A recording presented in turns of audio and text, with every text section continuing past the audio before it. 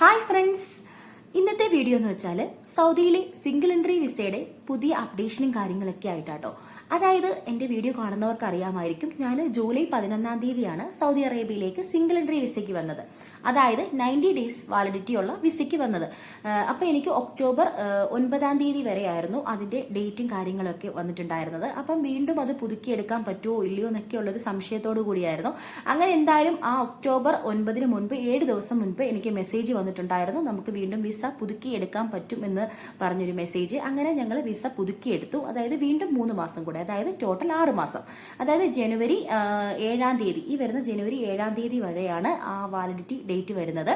വീണ്ടും എന്നോട് ഇതുപോലെ ആൾക്കാർ കമന്റിൽ ചോദിച്ചിട്ടുണ്ടായിരുന്നു, ഒരുപാട് പേര് കമന്റിൽ ചോദിച്ചിട്ടുണ്ടായിരുന്നു, നിങ്ങൾക്ക് വിസ വീണ്ടും പുതുക്കി കിട്ടിയോ, 9 മാസം വരെയൊക്കെ കിട്ടുന്നുണ്ടെന്ന് കേൾക്കുന്നുണ്ടല്ലോ എന്ന്. അപ്പം ഞാൻ പറഞ്ഞു, എന്തായാലും എനിക്ക് മെസ്സേജ് വരും, ആ ഒരു സമയം ഞാൻ വീഡിയോ ചെയ്യുന്നതായിരിക്കും എത്ര ദിവസം വരെ കിട്ടും എന്നുള്ള കാര്യം.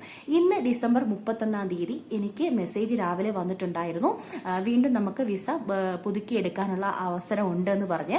അപ്പോൾ എന്തായാലും വീണ്ടും 3 മാസം കൂടി വിസ പുതുക്കി കിട്ടും. അതായത് സിംഗിൾ എൻട്രി വിസയ്ക്ക് വന്നിട്ടുള്ളവർക്ക് 9 മാസം വരെ സൗദി അറേബ്യയിൽ തുടരാൻ പറ്റുമെന്നുള്ള ഒരു കാര്യം നിങ്ങളെ അറിയിക്കാനായിട്ടാണ് ഇന്ന് ഈ ഒരു വീഡിയോ ചെയ്യുന്നത്. അപ്പോൾ ടോട്ടൽ 9 മാസം വരെ നിൽക്കാൻ പറ്റും. ഇതുവരെയുള്ള ഒരു അപ്ഡേഷനാണിത്.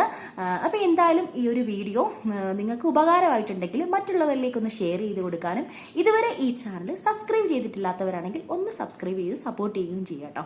അപ്പോൾ ഇനി അടുത്ത വീഡിയോയിൽ കാണാം. Okay, by.